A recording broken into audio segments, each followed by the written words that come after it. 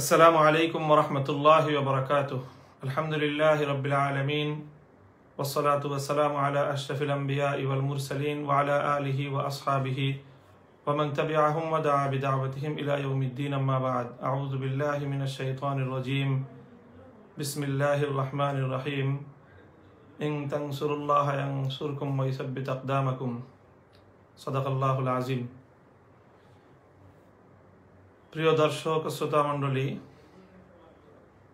এবং দেশ ও প্রবাস থেকে সংযুক্ত আমার সকল ফেসবুক এই পেজে সংযুক্ত শুভানুধ্যায়ী এবং আমার বন্ধু স্বজন, আপনজন, কাছে এবং দূরের যারা শুভেচ্ছা এবং অভিনন্দন জানাচ্ছি আমার এই আজকের এই উদ্ভূত পরিস্থিতিতে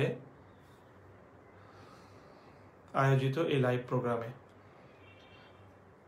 প্রিয় দর্শক, আপনারা যারা দেশ ও প্রবাস থেকে আমার সঙ্গে এই মুহূর্তে সংযুক্ত আছেন, জানি আপনারা সকলেই একটু উদ্বেগ এবং উৎকণ্ঠার মধ্যে সময় অতিবাহিত করছেন এবং দেশের এবং দেশের বাইরে থেকে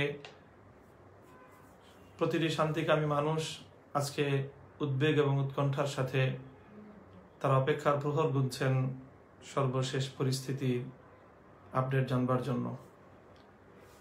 মূলত বর্তমান সময়ে এমন একটি পরিস্থিতির সম্মুখীন আমরা, যেটি অত্যন্ত দুঃখজনক এবং অনভিপ্রেত।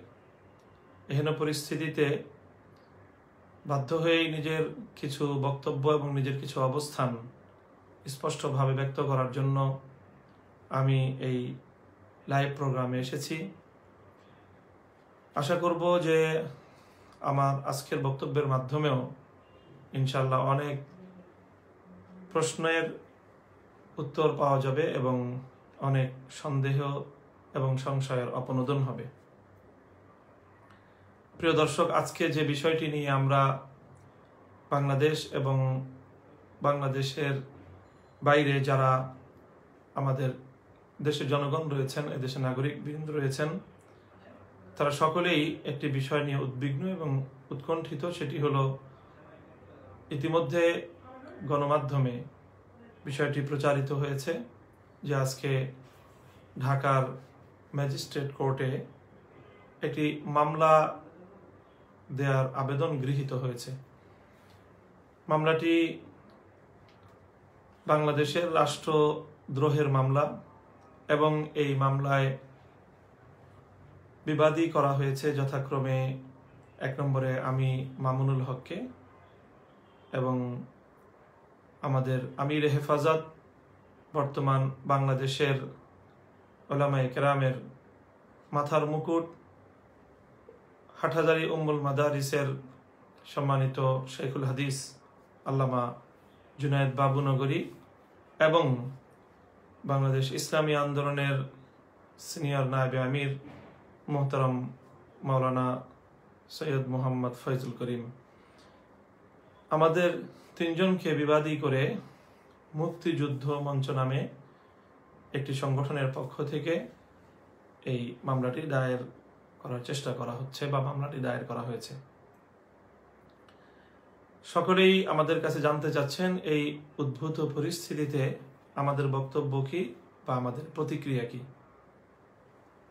প্রথম আমি বিষয়টিতে আমার যে প্রাথমিক যে অনুভূতি এবং প্রতিক্রিয়া, সেটি হলো যে এই মামলা এবং এই মামলার যে প্রেক্ষাপট তৈরি করা এবং এই মামলার পেছন দিক থেকে যেই কার্যক্রমগুলো চালানো হচ্ছে, আমি উদ্বিগ্ন এবং উৎকণ্ঠিত।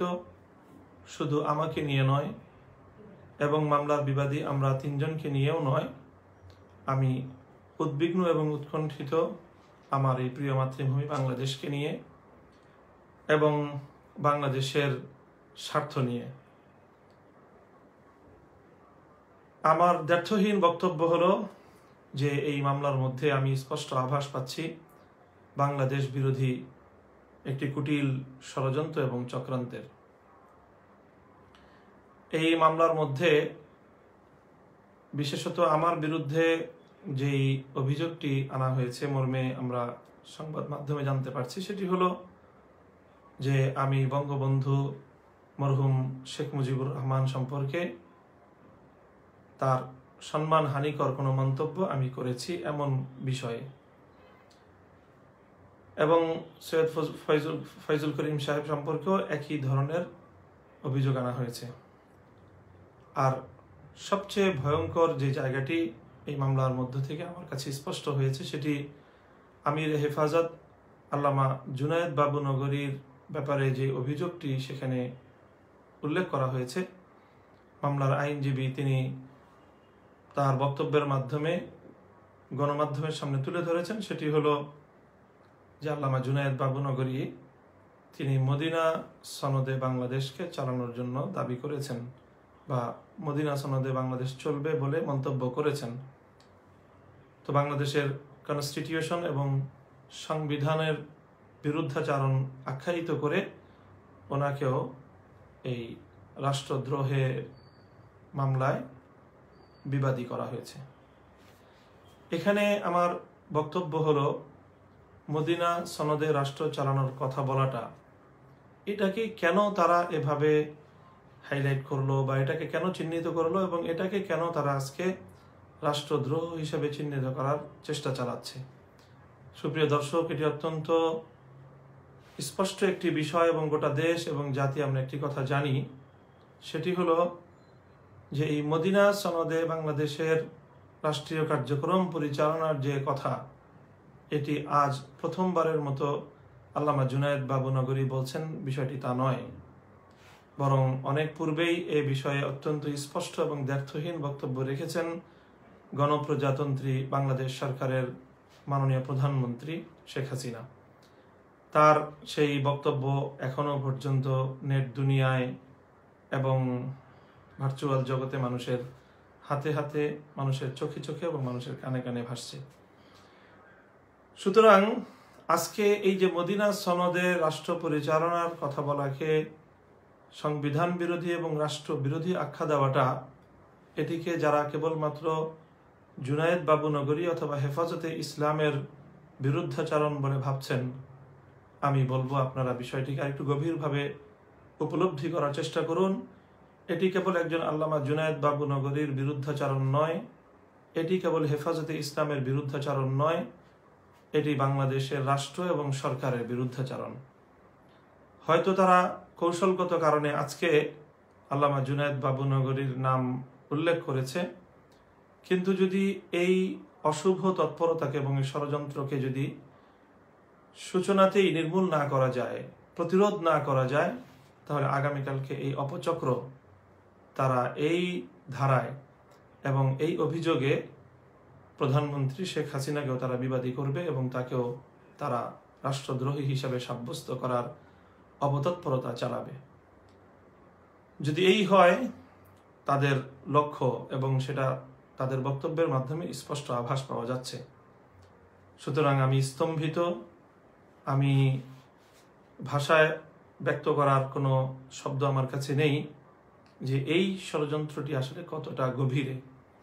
বাংলাদেশে যেন মদিনার নাম উচ্চারিত না হয়, বাংলাদেশের রাষ্ট্র এবং বাংলাদেশের সমাজ ব্যবস্থায় যেন পবিত্র মদিনার কোনো প্রভাব না থাকে, বাংলাদেশের সরকার এবং বাংলাদেশের যে সমাজ ব্যবস্থা সেখানে যেন মদিনার কোনো আদর্শ বাস্তবায়িত হতে না পারে, সেটাকে চিরতরে প্রতিরোধ করার, বন্ধ করে দেওয়ার একটি অশুভ তৎপরতা বলেই আমার কাছে এটা স্পষ্ট প্রতিভাত।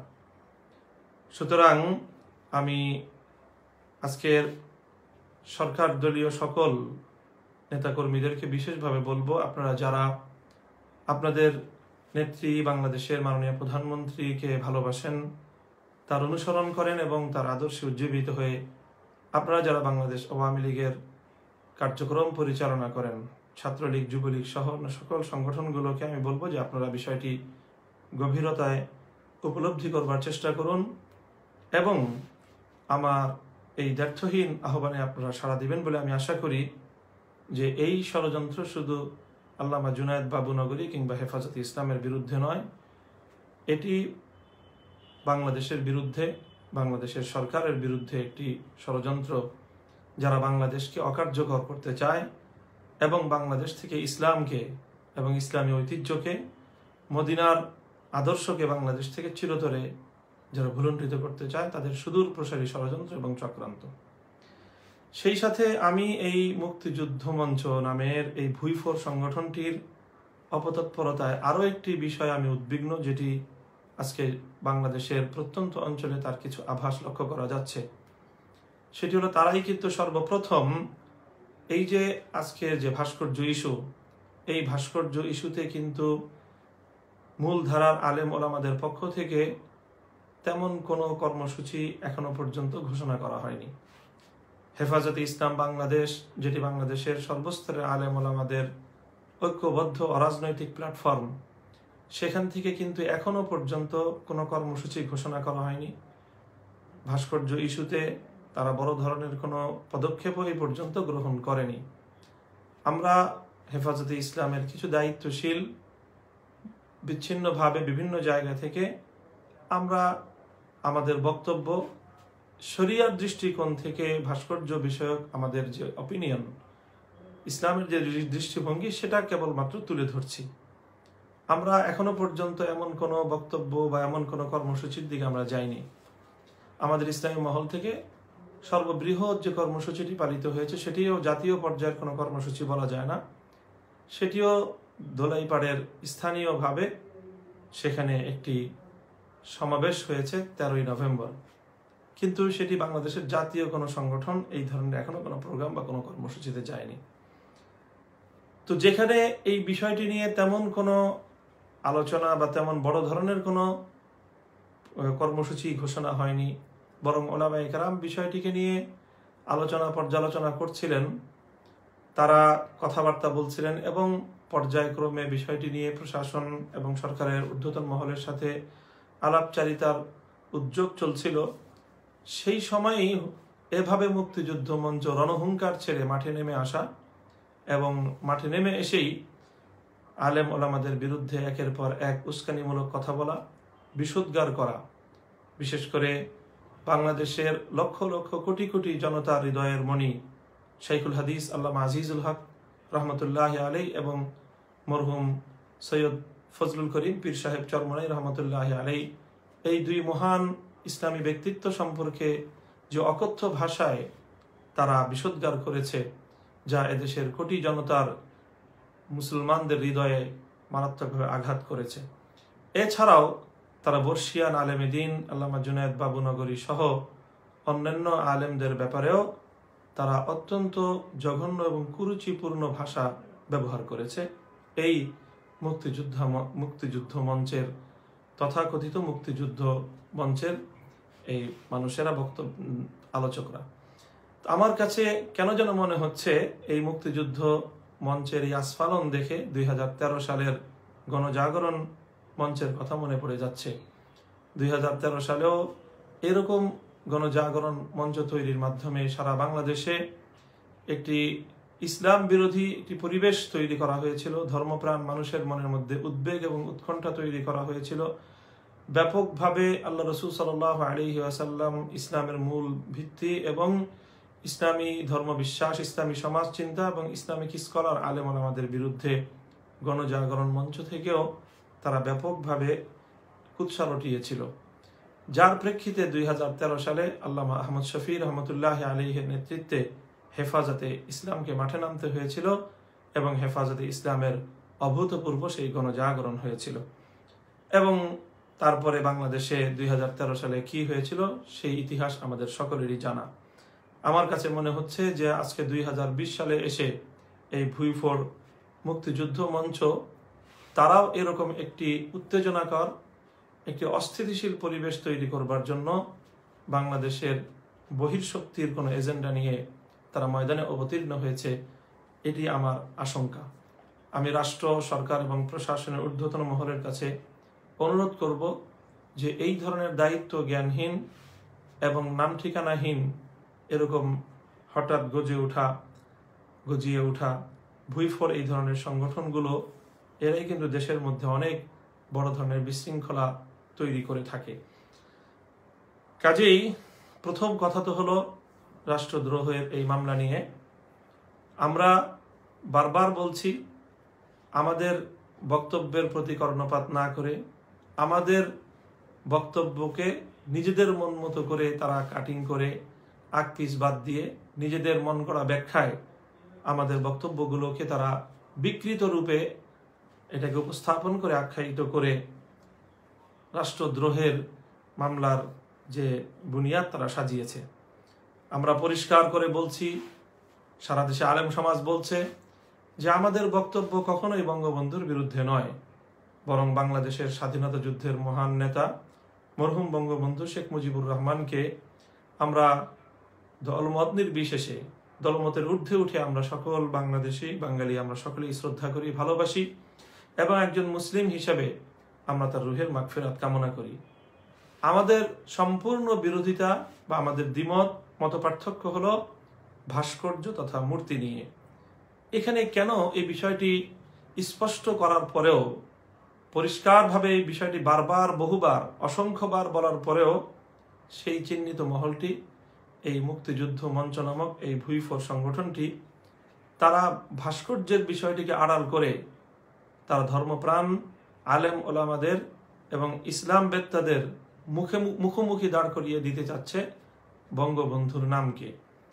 আমার কাছে মনে হচ্ছে যে এটা আসলে তারা অবচেতনে করছে তা নয়, বরং এটি সুপরিকল্পিতভাবে তারা এই কাজটি করছে।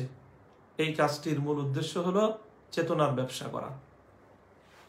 তারা বঙ্গবন্ধুকে ইসলামের মুখোমুখি দাঁড় করিয়ে তারা ইসলামকেও যেরকম ঘায়েল করতে চায়, বঙ্গবন্ধুর মহান ব্যক্তিত্বকেও তারা প্রশ্নবিদ্ধ করতে চায়।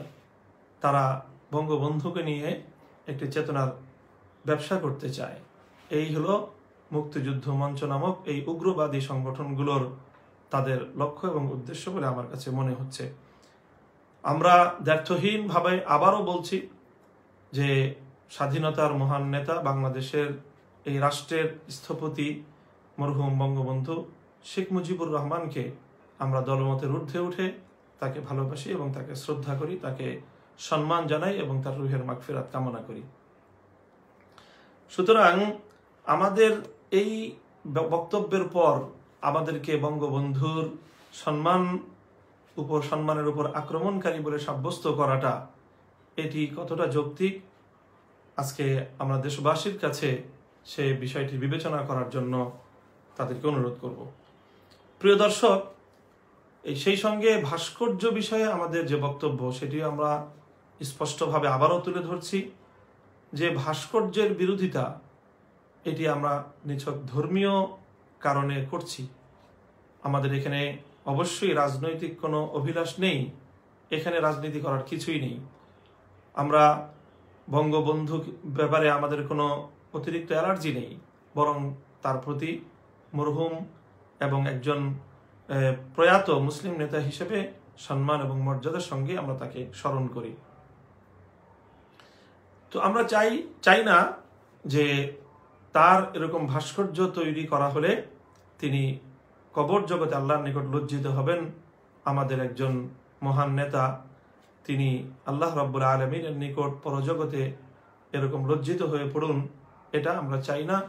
কল্যাণকামিতার জায়গা থেকেই আমরা রাষ্ট্র সরকারকে এবং যথাযথ কর্তৃপক্ষকে আমরা মরহুম বঙ্গবন্ধু শেখ মুজিবুর রহমানকে আল্লাহর নিকট লজ্জিত করার এই পদক্ষেপ থেকে বিরত থাকবার জন্য অনুরোধ করছি, আবারও করছি এবং এই অনুরোধ আমরা করেই যাব। সেই সঙ্গে আমরা এখন যেই তৎপরতার এবং সারা দেশব্যাপী যে উদ্বেগ উৎকণ্ঠার আরেকটি আমরা চিত্র দেখছি, সেটি হলো সারা দেশের যত্রতত্র বঙ্গবন্ধুর বা মরহুম জাতীয় নেতাদের এরকম ভাস্কর্য নির্মাণের একটি প্রবণতা শুরু হয়েছে এবং ইতিমধ্যে এই সকল কিছু সংগঠন তারা এই দাবি উত্থাপন করেছে যে বাংলাদেশের প্রতিটি জেলায় জেলায় এমনকি প্রতিটি শিক্ষাঙ্গনে ভাস্কর্য নির্মাণ করতে হবে, এই দাবিও তারা উত্থাপন করছে। আমরা একটা ভাস্কর্য নির্মাণের ব্যাপারে শরীয়ত এবং ইসলামের যে দৃষ্টিভঙ্গি সেই জায়গাটা থেকেও এটাকে আমরা এটার সঙ্গে দ্বিমত করি এবং এটাকে সমীচীন মনে করি না। স্পষ্ট ভাষায় আমরা কোরআন সুন্নাহর দৃষ্টিতে এটি অবৈধ এবং হারাম নাজায়েজ কাজ সেটি ব্যক্ত করছি। সেই সঙ্গে আমরা এই সকল মহান ব্যক্তিদের, মরহুম ব্যক্তিদের সম্মান এবং মর্যাদার দৃষ্টিকোণ থেকেও আমরা মনে করি যত্রতত্র এই ধরনের ভাস্কর্য নির্মাণ এটি সেই সকল ব্যক্তিবর্গের সম্মান এবং মর্যাদার জন্য হানিকর। যেখানে সেখানে যদি এই সকল ভাস্কর্যগুলো নির্মাণ করা হয় তাহলে সেখানে দেখা যাবে যে সেখানে মানুষের মলমূত্র ত্যাগ হবে। যত্রতত্র করলে সেখানে ভাস্কর্যের মাথার উপরে এসে বিভিন্ন পাখি বা বিভিন্ন প্রাণী সেখানে মলত্যাগ করবে, সেখানে নানা ধরনের অসামাজিক কার্যকলাপের আখড়াও জমে যেতে পারে। সুতরাং রাষ্ট্রকে এবং সরকারকে বিশেষ করে এ ব্যাপারে এখনই তৎপর হতে হবে যেন অতি উৎসাহী এই লোকেরা তারা যেন যত্রতত্র বঙ্গবন্ধুর এই ভাস্কর্য নির্মাণ করলে এতে তার সম্মান বৃদ্ধি করা হবে না, বরং স্পষ্টভাবেই যেখানে সেখানে তার সম্মান হানির একটি পরিবেশ তারা তৈরি করবে। সুতরাং একদিক থেকে তো ভাস্কর্য নির্মাণ এটি ইসলাম বিরোধী কাজ, স্পষ্ট হারাম এবং অত্যন্ত গর্হিত একটি পাপ। এই পাপের কাজ ইসলামের দৃষ্টিতে, কোরআন এবং সুন্নাহর দৃষ্টিতে এবং ইসলামিক সকল স্কুল অফ থটের সকল ইসলামিক স্কলারগণ সর্বকালের সর্বযুগের 1400 বছরের সকলের এটি ঐক্যমতের সিদ্ধান্ত, এখানে দ্বিমতের কোনো অবকাশ নেই। সেই সঙ্গে এইভাবে যত্রতত্র ভাস্কর্য নির্মাণের মাধ্যমে ব্যক্তিদেরকেও অসম্মান এবং অমর্যাদা করার, বঙ্গবন্ধুকে যদি তার ভাস্কর্য নির্মাণ করা হলে এখানে যেখানে সেখানে তারও অসম্মান এবং অমর্যাদার প্রশ্নটি আসবে। সুতরাং যারা শরীয়তের দৃষ্টিকোণ মানতে চান না, শরীয়তের দৃষ্টিকোণের বাইরে কেবল ব্যক্তি বঙ্গবন্ধুকে যারা সম্মান এবং শ্রদ্ধা জানান, সেই সম্মান এবং শ্রদ্ধার জায়গা থেকেও এভাবে ভাস্কর্য নির্মাণ করাটা এটি কোনো বুদ্ধিমত্তার পরিচয় হতে পারে না। পরবর্তী আরেকটি যে প্রসঙ্গ আজকে এই গতকাল থেকে গোটা দেশের মিডিয়াতে তোলপাড় সৃষ্টি হয়েছে সেটি হলো, আমরা জানি যে বাংলাদেশের দক্ষিণাঞ্চলের জেলা শহর কুষ্টিয়ায় বঙ্গবন্ধুর নির্মাণাধীন একটি ভাস্কর্য, এটাকে আক্রমণ করা হয়েছে এবং ভাস্কর্য ভাঙা হয়েছে। এই ভাস্কর্য ভাঙার মাধ্যমে বাংলাদেশে বড় ধরনের আরেকটি উত্তেজনাকর পরিস্থিতি তৈরি হয়েছে এবং এই পরিস্থিতির মাধ্যমে সবচেয়ে দুঃখজনক যে বিষয়টি আমাদের জন্য হয়েছে সেটি হলো, আমরা সকলেই জানি এবং লক্ষ্য করছি যে বাংলাদেশের শীর্ষস্থানীয় আলেম সমাজ তারা উদ্ভূত এই যে সংঘাতমূলক পরিস্থিতি, এই থেকে দেশ, জাতি এবং সরকারকে উদ্ধার করার জন্য, উত্তরণের জন্য শান্তিপূর্ণ উপায়ে তারা ধাপে ধাপে পদক্ষেপ গ্রহণ করছেন। শীর্ষ উলামায়ে কেরামের পক্ষ থেকে ভাস্কর্য বিষয়ক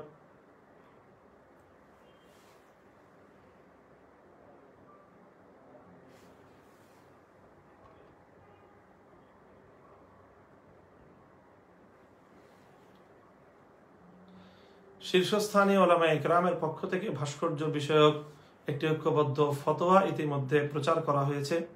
সেই সঙ্গে গত 5ই ডিসেম্বর বাংলাদেশের সর্বসম্মিলিত কওমি মাদ্রাসা শিক্ষা বোর্ড আল হাইয়াতুল উলিয়ার সম্মানিত চেয়ারম্যান আল্লামা মাহমুদুল হাসান হাফিজাহুল্লাহর ডাকে বাংলাদেশের প্রায় সকল শীর্ষস্থানীয় উলামায়ে কেরাম একসঙ্গে বসে তারা মাননীয় প্রধানমন্ত্রী বরাবর সম্মিলিত একটি পত্র প্রেরণ করার সিদ্ধান্ত নিয়েছেন। সেই সঙ্গে একটি প্রস্তাবনা তৈরি করেছেন এবং সেই প্রস্তাবনা নিয়ে প্রধানমন্ত্রীর সঙ্গে তারা আলাপ আলোচনার একটি উদ্যোগ তারা গ্রহণ করেছেন এবং সেই উদ্যোগটি বাস্তবায়নের পথে। এই সময়ে যখন আলোচনার মাধ্যমে শান্তিপূর্ণ ভাবে চলমান এই বিতর্কটির সুন্দর একটি নিরসন আমরা আশা করছিলাম, ঠিক ওই সময়ে এভাবে রাতের অন্ধকারে কুষ্টিয়ায় নির্মিতব্য বঙ্গবন্ধুর ভাস্কর্য ভাঙার মাধ্যমে যে একটি অনভিপ্রেত পরিস্থিতি তৈরি করা হয়েছে, এটি অনাকাঙ্ক্ষিত এবং দুঃখজনক এবং অত্যন্ত নিন্দনীয়। এর সঙ্গেও আমি লক্ষ্য করলাম কেউ কেউ আমার নাম জড়াবার চেষ্টা করছে। আমি অত্যন্ত দ্ব্যর্থহীনভাবে বলছি যে আমার কোনো বক্তব্যের মাধ্যমে বা আমার কোথাও কোনো কথায় আমি এভাবে আইন হাতে তুলে নেওয়ার কোনো কথা কোশ্চিনকালেও আমি বলিনি এবং এটা কোনো দেশপ্রেমিক মানুষ, দেশের আইন এবং শৃঙ্খলার প্রতি শ্রদ্ধা প্রদর্শনকারী কোনো ব্যক্তি এটা করতে পারে না। সুতরাং আমি এমন কোনো কথা আদৌ বলিনি, বরং আমার কথা বক্তব্য স্পষ্ট যে আমরা ভাস্কর্য ইসলামের দৃষ্টিকোণ থেকে ভাস্কর্য রাখা এটা নাজায়েজ এবং হারাম, সে কথা যথাযথ কর্তৃপক্ষকে জানিয়ে দিয়েছি। এবং আমরা আমাদের এই বক্তব্য স্পষ্ট করেছি, যদি আল্লাহ পাক রব্বুল আলামিন আমাদেরকে কোনোদিন রাষ্ট্রীয় পর্যায়ে সক্ষমতা দান করেন, তাহলে শরিয়ার আলোকে সকল কার্যক্রম আমরা ঢেলে সাজাবো এবং সেক্ষেত্রে কোনো ভাস্কর্য শরিয়ার আইনে পরিচালিত কোনো ভূখণ্ডে থাকতে পারবে না ইনশাআল্লাহুল আজিজ। সুতরাং এই যে কুষ্টিয়ায় যারা এই কার্যক্রম করেছে, আমরা আইন শৃঙ্খলা রক্ষাকারী বাহিনীর প্রতি আহ্বান জানাবো যে এভাবে নিজের হাতে আইন তুলে নিয়ে দেশের মধ্যে একটি সংঘাতমূলক পরিবেশ তৈরি করার জন্য যারা দায়ী, এটার দায় শুধুমাত্র যেন তাদেরকেই দেওয়া হয় এবং এর জন্য তাদের বিরুদ্ধে যেন ব্যবস্থা নেওয়া হয়। এবং এর সঙ্গে আমাদেরকে সংশ্লিষ্ট করে ওলামায়ে কেরামকে এক্ষেত্রে ঘায়েল করার অপচেষ্টা চালাচ্ছে একটি স্বার্থান্বেষী মহল এবং আলেম বিদ্বেষী মহল। তারা যেন কোনোভাবেই এখানে সুযোগ নিতে না পারে। এর মাধ্যমে গোটা দেশে কিন্তু একটি সংঘাত ছড়িয়ে পড়ার সমূহ আশঙ্কা আমি করছি আশঙ্কা, এবং সে বিষয়েও সংশ্লিষ্ট সকল মহলকে সতর্ক থাকার আহ্বান জানাচ্ছি। সেই সঙ্গে সর্বশেষ আমি আমার নিজের ব্যাপারে যে বিষয়টি আবারও স্পষ্ট করছি, যে আমার কাছে মনে হচ্ছে দীর্ঘদিন ধরে আমার ব্যাপারে একটি ষড়যন্ত্রের দানা বেঁধে উঠছে এবং সেটা কিছু নামধারী আমাদের মহলের লোকজন তারা বিভিন্নভাবে আমার ব্যাপারে কিছু অপপ্রচার চালিয়ে প্রশাসন এবং রাষ্ট্রযন্ত্রের বিভিন্ন গুরুত্বপূর্ণ জায়গাগুলোকে তারা বিভ্রান্ত করেছে এবং আমার সম্পর্কে একটি ভুল মেসেজ সর্ব জায়গায় তারা প্রচার করেছে। আমাকে বলা হচ্ছে যে আমি তৃতীয় কোনো শক্তির এজেন্ডা বাস্তবায়ন করার জন্য মাঠে নেমেছি, এবং বিশেষ করে নাম উল্লেখ সহ তারা বলছে যে আমি নাকি জামাতি ইসলামী বা জামাত শিবিরের এজেন্ডা বাস্তবায়নের জন্য মাঠে ময়দানে ভূমিকা পালন করছি। এই বিষয়ে আমি আমার বক্তব্য একাধিকবার স্পষ্ট করেছি, পরিষ্কার ভাষায় আমি আমার অবস্থান ব্যক্ত করেছি। সেই সঙ্গে ইতিপূর্বে আরেকটি যে সকল ঘটনাগুলোকে এই জন্য প্রমাণ হিসেবে উপস্থাপন করা হচ্ছে, তার মধ্যে একটি ঘটনা যেটা অত্যন্ত দুঃখজনকভাবে আমাকে এই ঘটনার জন্য দোষী সাব্যস্ত করার একটি অপচেষ্টা প্রথম দিন থেকে লক্ষ্য করছি। সেটি হলো শাইখুল ইসলাম আল্লামা আহমদ শফি রহমতুল্লাহ আলাইহির জানাজা পরবর্তী সময়ে সে তার লাশের খাটিয়া বহন করার যে ঘটনাটি, সেই ঘটনা নিয়েও লক্ষ্য করলাম এখনো পর্যন্ত আমার ব্যাপারে সেই বিভ্রান্তি এবং সেই ভুল তথ্যের প্রচার এবং প্রতিষ্ঠা করার অপচেষ্টা সেটি এখনো পর্যন্ত বন্ধ হয়নি। আমি এখনো আবার দ্ব্যর্থহীনভাবে বলছি যে সেখানে কি ঘটেছিল সেটি আমি শাইখুল ইসলাম আল্লামা আহমদ শফি জানাজার পরে একদিন পরেই, জানাজা হয়েছে 19 সেপ্টেম্বর, 20 সেপ্টেম্বর আমি আমার এই ভেরিফাইড ফেসবুক পেজ থেকে পূর্ণ ঘটনার একটি বিশ্লেষণ এবং আমার বক্তব্য আমি সেখানে তুলে ধরেছি। তো এখানে জামাতে ইসলামের লোকজন যদি এসে থাকে এবং তাদের আশাটা যদি কোনোভাবে অনভিপ্রেত হয়ে থাকে, তাহলে এর কোনো দায়ভার আমার উপর দেওয়ার কোনো সুযোগ নেই। বরং যারা সেখানে এটার ম্যানেজমেন্ট বা এর আয়োজনে ছিলেন, অথবা সেখানে স্বতঃস্ফূর্ত জনতার মধ্যে কে কিভাবে জানাজার খাটিয়া ধরেছে সেটা তারা বুঝবে, এর জবাব তারা দিবে।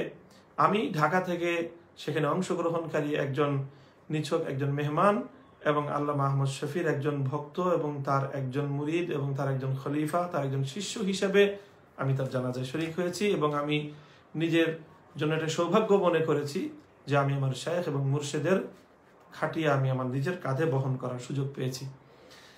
কিন্তু সেখানে প্রশ্ন যারা আমার ব্যাপারে তুলেছেন, তারা কিন্তু জানাজায় শরীক থাকা সত্ত্বেও তারা কেউ সেই জানাজার খাটিয়া ধরার জন্য সেখানে যাননি। কেন যাননি সেটি একটি রহস্যময় কারণ। অনেককেই দেখলাম দূরে দাঁড়িয়ে তারা আমার ব্যাপারে প্রশ্ন তুলেছেন, অথচ তারা সেখানে খাটিয়া স্পর্শ করতে যাননি, খাটিয়া তুলতে তারা যাননি। সেখানে শাইখুল ইসলাম আল্লামা আহমদ শফির পরিবারের 10 জন ব্যক্তি ছিলেন দায়িত্বশীল, যারা সেই খাটিয়া বহন করেছিল। সেখানে আমি তাদের অনুমতি সাপেক্ষে আমিও সেখানে জানাজার খাটিয়া ধরায় অংশগ্রহণ করেছিলাম। সেখানে জামাতে ইসলামের দায়িত্বশীলদের ভূমিকাটা তখনও আমি বলেছি, আজও বলছি, যে তাদের ভূমিকাও আরও সুচিন্তিত এবং তাদের ভূমিকা আরও দায়িত্বশীল হওয়া উচিত। সেখানে জামাতে ইসলামের একজন নেতাকে আমি দেখেছি যে তারা যেন অনেকটা ফটো সেশন করলেন। ফটো সেশন করার জন্য তারা সেখানে খাটিয়া ধরার কোনো সুযোগ তাদের ছিল না, কোনো স্পেস তাদের ছিল না। এরপরেও শুধু ফটো তুলবার জন্য এই ধরনের কিছু কাজ তারা করেছেন। অনেক সময় লক্ষ্য করে থাকি জামাতে ইসলামের বিভিন্ন দায়িত্বশীল মহল থেকেও এই ধরনের কিছু কার্যক্রম পরিচালনা করা হয়, যার মাধ্যমে আমাদেরকে অনেকের সামনে প্রশ্নবিদ্ধ করে দেওয়া হয় এবং আমাদেরকে অন্য কারো এজেন্ডা বাস্তবায়নকারী হিসেবে চিহ্নিত করার যে ষড়যন্ত্র, সেই ষড়যন্ত্রকে সহযোগিতা করা হয়। সুতরাং এক্ষেত্রে আমার বক্তব্য দ্ব্যর্থহীন এবং পরিষ্কার। অন্যান্য দল যারা যারা যার যার আইডিওলজি, যার যার চিন্তা দর্শন অনুযায়ী শেষে রাজনীতি করে, আমরা মরহুম মৌলানা আবুল আলা মওদুদী সাহেবের চিন্তা দর্শন লালন করি না এবং তার আইডিওলজিকে আমরা ফলো করি না এবং সেই চিন্তা দর্শনের আমরা রাজনীতিও করি না। সুতরাং এই বিষয়ে আমাদের ব্যাপারে যে বিভ্রান্তি ছড়ানো হয় এবং যারা যারা আমাদের মহল থেকে বিশেষ করে এই বিভ্রান্তিটি ছড়ান, হেফাজতে ইসলাম থেকে সেই বিতাড়িত মহল এবং আমাদের ব্যাপারে, আমার ব্যাপারে ব্যক্তিগতভাবে যারা ঈর্ষাপরায়ণ, তারা সম্মিলিত উদ্যোগে আমার ব্যাপারে এই ধরনের একটি অপপ্রচার এবং একটি ভুল বক্তব্য তারা ইতিমধ্যে লক্ষ্য করছি যে বেশ প্রতিষ্ঠিত করে সেরেছে।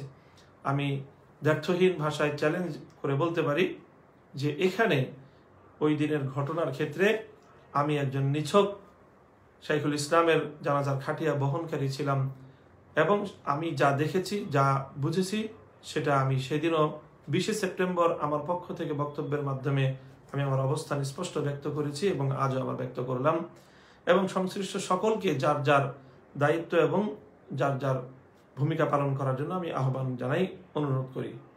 সর্বশেষ দেশবাসীর প্রতি আমাদের অনুরোধ হলো যে ওলামায়ে কেরাম, দেশের শীর্ষ ওলামায়ে কেরাম সম্মিলিতভাবে এই ব্যাপারে উদ্যোগ নিয়েছেন ভাস্কর্যের বিষয়টি এবং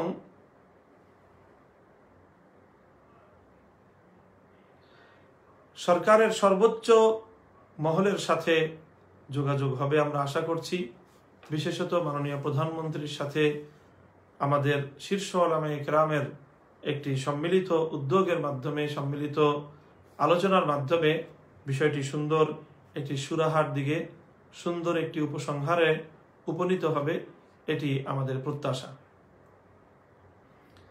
সুতরাং এই পরিস্থিতিতে একটি শরীয়ত গর্হিত কাজকে প্রতিহত করা বা একটি শরীয়ত গর্হিত কাজকে বাধা দেওয়া, এটি যেমন ইসলামপন্থীদের দায়িত্ব, আলেম ওলামাদের দায়িত্ব, সেই সঙ্গে দেশের আভ্যন্তরীণ শান্তি এবং শৃঙ্খলা রক্ষা করা এটিও আমাদের সকলের সম্মিলিত দায়িত্ব।